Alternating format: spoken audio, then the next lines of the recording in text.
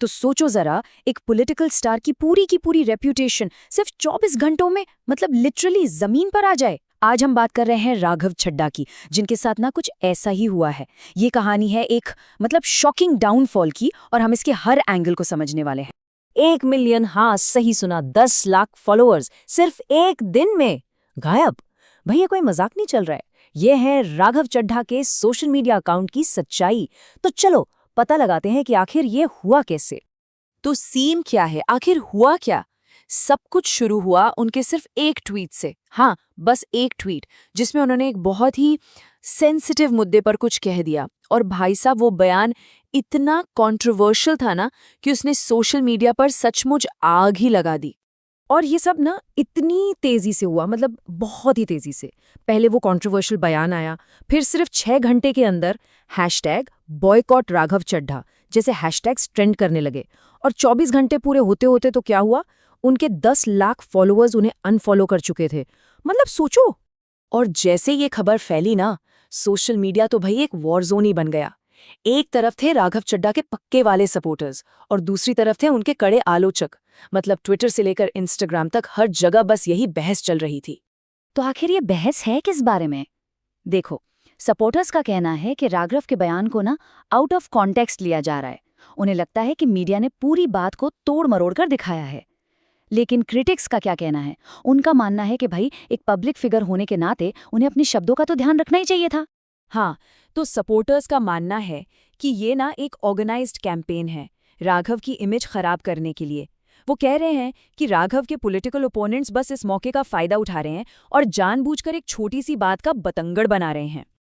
और दूसरी तरफ है क्रिटिक्स। उनका कहना है कि ये कोई छोटी मोटी गलती नहीं है। उनके हिसाब से इस बयान ने एक खास कम्युनिटी की भावनाओं को सीधा सीधा हर्ट किया है, और पब्लिक लाइफ में ऐसी गलतियों की कोई माफी नहीं होती। तो सवाल अब ये उठता है कि आखिर एक बयान पर इतना बड़ा बवाल मचा क्यों? मतलब क्यों 10 लाख लोग इतने नाराज हो गए कि उन्होंने तुरंत अनफॉलो कर दिया? चलो इसके पीछे की साइकोलॉजी को समझते हैं।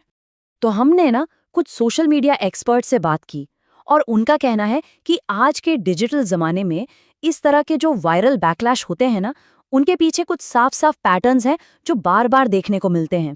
एक्सपर्ट्स के हिसाब से ना 3 बातें समझनी बहुत जरूरी है। पहली, पब्लिक फिगर्स हमेशा एक माइक्रोस्कोप के नीचे होते हैं, उनका हर शब्द रिकॉर्ड होता है।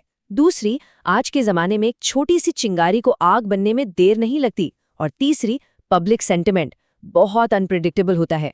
जो आज हीरो है वो कल जीरो बन सकता है, बस ऐसे ही। लेकिन देखो, ये सिर्फ फॉलोअर्स की बात नहीं है।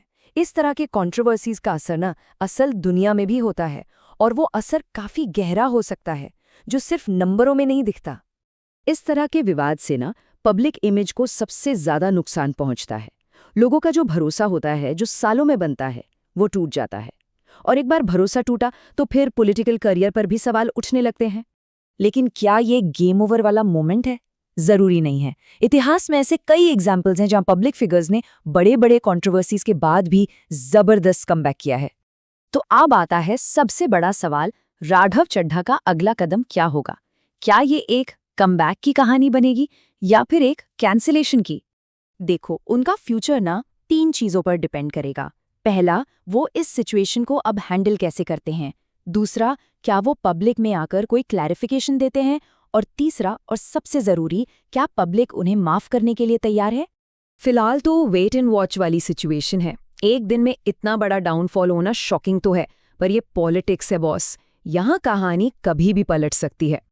तो आखिर में सवाल यही है, क्या ये सिर्फ एक छोटा मोटा विवाद है जिसे लोग भूल जाएंगे, या फिर ये एक असली पॉलिटिकल डाउनफॉल की शुरुआत है? इसका जवाब तो सिर्फ वक्त ही देगा।